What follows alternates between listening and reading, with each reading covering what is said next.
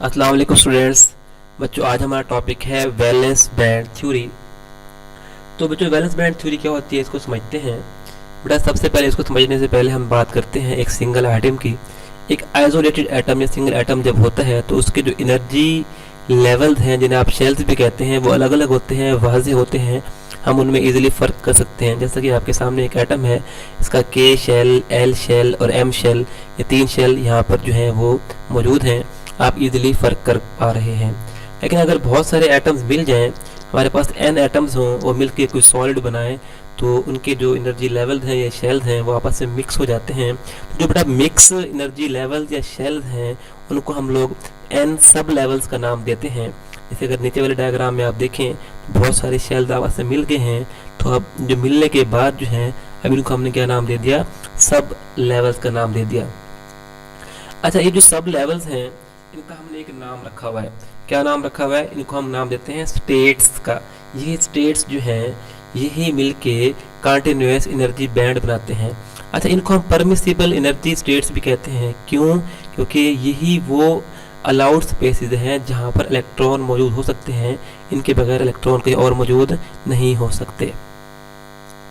अगर हम valence band theory की बेस पर एनर्जी बैंड्स की टाइप्स को एक्सप्लेन करें तो बेटा सबसे पहले जो हमारे पास टाइप आती है वो है फॉरबिडन एनर्जी बैंड और गैप। इसका मतलब क्या होता है? देखिए बेटा आपके पास ये एक एटम का स्ट्रक्चर मौजूद है। इसमें 3 लेवल्स हैं, लेवल 1, लेवल 2 एंड लेवल 3। बेटा यूँ देखें, लेवल 2 और लेवल 3 के दरमियान जो खाली जगह है जहाँ पर इलेक्ट्रॉन मौजूद नहीं होते, इन्हें हम फॉरबिडन गैप या बैंड कहते हैं। कि अगर एटम जो होंगे वो लेवल 2 में होंगे या लेवल 1 में होंगे या 3 में होंगे, तो ये दरमियान में जगह है, यह एटम मौजूद नहीं होते। इस दरमियान जगह को हम क्या नाम देते हैं बेटा? Forbidden energy gap. और यहाँ पर जो एनर्जी मौजूद होगी, एनर्जी की जो ये स्पेस है, इसको हम क्या नाम देते हैं? फॉरबिडन एनर्जी गैप का नाम देते हैं। In between 2 consecutive permissible energy bands, मतलब ये 3 और 2 परमिसिबल एनर्जी बैंड हैं, अलाउड बैंड हैं। इनके दरमियान जो जगह है यहाँ पर इलेक्ट्रॉन मौजूद नहीं हो सकते, तो इन्हें हम एनर्जी गैप का नाम देते हैं। इसी तरह बेटा अगर हम नेक्स्ट बात करें तो बेटा हमारे पास वैलेंस बैंड है। जो वैलेंस शेल होता है, वैलेंस शेल में मौजूद इलेक्ट्रॉन्स को हम वैलेंस इलेक्ट्रॉन कहते हैं। और यहाँ पर मौजूद इलेक्ट्रॉन की जो एनर्जी हो सकती है उसे हम वैलेंस बैंड कहते हैं। इस स्पेस के अंदर मौजूद इलेक्ट्रॉन के पास जो एनर्जी होगी, इस स्पेस को हम वैलेंस बैंड का नाम देते हैं। अच्छा जी, अभी जो वैलेंस बैंड होता है ये कभी खाली नहीं होता। या ये मुकम्मल तौर पर फिल होगा या ये पार्शियली फिल होगा, कभी खाली नहीं हो सकता। अगर ये खाली होगा तो फिर ये हमारे पास बैंड ही नहीं होगा। तो लिहाजा अगर ये वैलेंस बैंड है तो इसमें इलेक्ट्रॉन भी होंगे, या फुल होगा या ये पार्शियली फिल होगा। बेटा थर्ड हमारे पास क्या है? Conduction band. कंडक्शन बैंड बेटा वैलेंस बैंड से ऊपर वाला बैंड है। ये जैसे मेटल्स में होता है या सॉलिड में होता है, इलेक्ट्रॉन जो होते हैं फ्री होते हैं, तो कंडक्शन बैंड के अंदर फ्री इलेक्ट्रॉन पाए जाते हैं जो कि इलेक्ट्रिसिटी कंडक्शन का बायस बनते हैं सॉलिड्स में।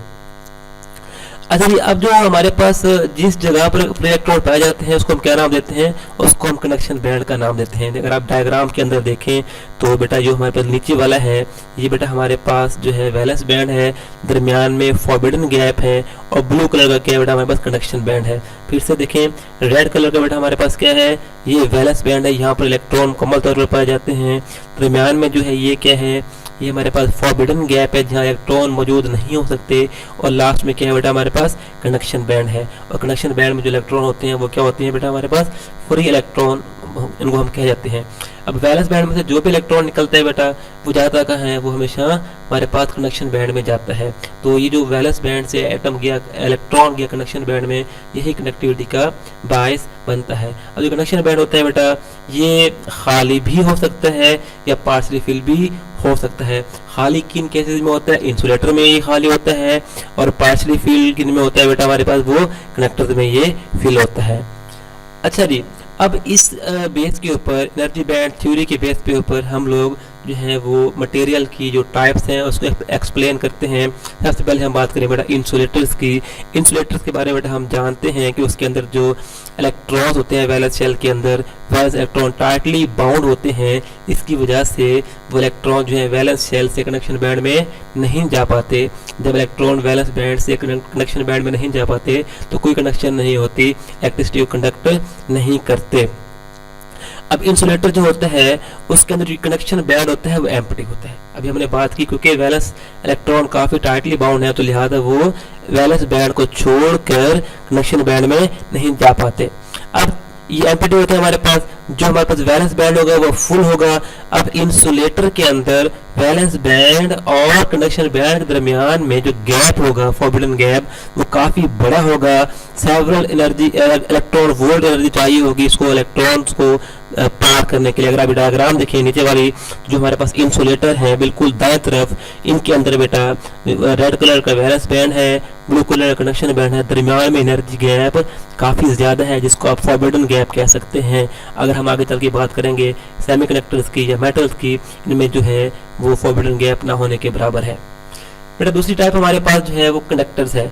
अब कंडक्टर्स जो है हम जानते हैं कि ये इलेक्ट्रिसिटी को कंडक्ट करते हैं। इनमें बहुत सारे फ्री इलेक्ट्रॉन्स पाए जाते हैं। और फ्री इलेक्ट्रॉन्स पाए कहाँ जाते हैं? फ्री इलेक्ट्रॉन सारे के सारे वैलेंस बैंड में पाए जाते हैं। तो हम कह सकते हैं कि फील्ड कनेक्शन बैंड जो होता है वो फिल होता है, वैलेंस बैंड जो होता है वो पार्शली फिल होता है या एम्प्टी भी हो सकता है। इसका मतलब है कि जो हमारे पास मेटल्स होते हैं इनमें जो हमारे पास वैलेंस बैंड है और कंडक्शन बैंड है इनमें कोई गैप नहीं होता, बल्कि अगर आप ऊपर वाले डायग्राम में देखें ये जो डबल एरोज हैं ये बता रहे हैं कि कंडक्शन बैंड और वैलेंस बैंड ओवरलैप कर गए हैं, कोई गैप नहीं है। इलेक्ट्रॉन इजीली वैलेंस बैंड से कंडक्शन बैंड में जा सकते हैं। इलेक्ट्रॉन अगर इजीली जा सकते हैं तो मतलब कंडक्शन भी बड़ी इजीली हो जाती है। नंबर 3 बेटा हमारे पास सेमीकंडक्टर्स हैं। सेमीकंडक्टर्स का बिहेवियर जो है बेटा वो सॉलिड्स मतलब मेटल्स और इंसुलेटर के दरमियान होता है। मतलब इनका वैलेंस बैंड पार्शियली फिल होता है, इसी तरह कंडक्शन बैंड भी पार्शियली फिल होता है। और इनमें जो होता है बेटा वैलेंस बैंड और कंडक्शन बैंड के दरमियान एक छोटा सा नैरो फॉरबिडन गैप होता है कि इजीली इलेक्ट्रॉन जा भी सकते हैं और नहीं भी जा सकते। किस कंडीशन में जाते हैं और किस कंडीशन में नहीं जाते हम अभी डिस्कस करते हैं। बच्चों जो सेमीकंडक्टर्स होते हैं रूम टेम्परेचर पर या 0 केल्विन पर बेटा ये क्या होते हैं? इंसुलेटर्स होते हैं। याद रखिएगा सेमीकंडक्टर जैसे सिलिकॉन और जर्मेनियम में कोवलेंट बॉन्ड पाया जाता है और कोवलेंट बॉन्ड एक वीक बॉन्ड है as compare to metallic bond metals के निस्बत। अब जब कभी इन इलेक्ट्रॉन्स को इन बॉन्ड्स को एनर्जी मिल जाए, चाहे वो हमारे पास पोटेंशियल प्रोवाइड करें हम लोग या हीट एनर्जी प्रोवाइड करें, तो कोवलेंट बॉन्ड टूटता है।